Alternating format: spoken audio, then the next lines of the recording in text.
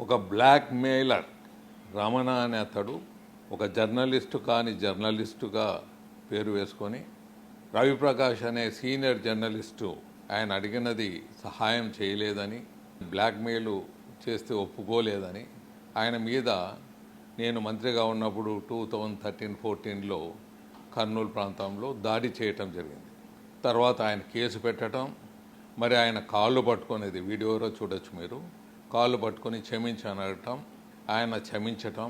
తర్వాత వీడు ఎన్నో వీడియోలు, ఒక చంద్రబాబు నాయుడు గారేమి, రేవంత్ రెడ్డి గారు ముఖ్యమంత్రి ఏమి, జగన్ గారేమి, ఎవరిని వదలకుండా పెద్దవాళ్ళనందరినీ, పవన్ కళ్యాణ్ గారేమి, వారి మీద కొద్దిగా నీచంగా, కొద్దిగా వాని భాష వినరాని భాషతో వాళ్ళ మీద వీడియోలు తీసి మరి మీడియాలో రిలీజ్ చేయటం జరిగింది.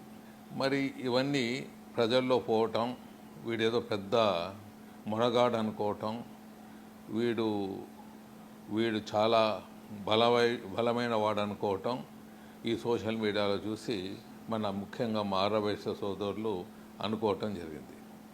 వీరి భయం చూసి వీడు చేస్తున్న బ్లాక్మెయిల్కు వాళ్ళు లొంగిపోయి లక్షలాది రూపాయలు వీడు వసూలు చేయటం మొదలుపెట్టాడు. వీని కళ్ళు పైకి వెళ్ళిపోయినాయి. ఈ బ్లాక్మెయిల్ చేయటం అనేది చాలా ఈజీగా అనుకున్నాడు.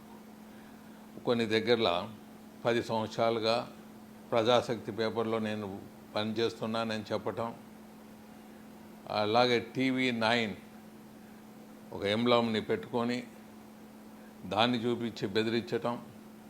ఈ విధంగా వీడు జర్నలిస్ట్ కాని జర్నలిస్టు, తెలివిలేని వాడు, మూర్ఖుడు, ఒక పని చేసేదానికి చేతకాని వాడు, ఉద్యోగం లేదు, ఒక కాంట్రాక్ట్ వ్యాపారం లేదు, ఒక రోడ్డు ఫెలో, లోఫర్. వీడు అందరినీ జత చేసుకునేది మొదలుపెట్టాడు. ఈ లోఫరు, చాలామంది లోఫర్లు మా సంఘంలో కూడా తాగి తందానాలు అయ్యే వాళ్ళని బయట పెట్టడం జరిగింది. కొంతమంది భూమిని వాని పెండ్లాం బిడ్డల పేరుతో రిజిస్ట్రేషన్ చేసుకున్న వాళ్ళని కోట్లు వసూలు చేసిన వాళ్ళని బయట పెట్టడం జరిగింది. ఇవన్నీ చరిత్ర. వీళ్ళంతా, ఈ వెధవులంతా సొసైటీలో బహిష్కరించిన వాళ్ళని, ఇలా మర్డర్ చేసేవాళ్ళు, వీళ్ళందరితో వీడు చేయి కలపటం, ఆ బలాన్ని చూసి మాలాంటి వారిని కూడా బ్లాక్మెయిల్ చేయాలని ముందుకు పోయాడు.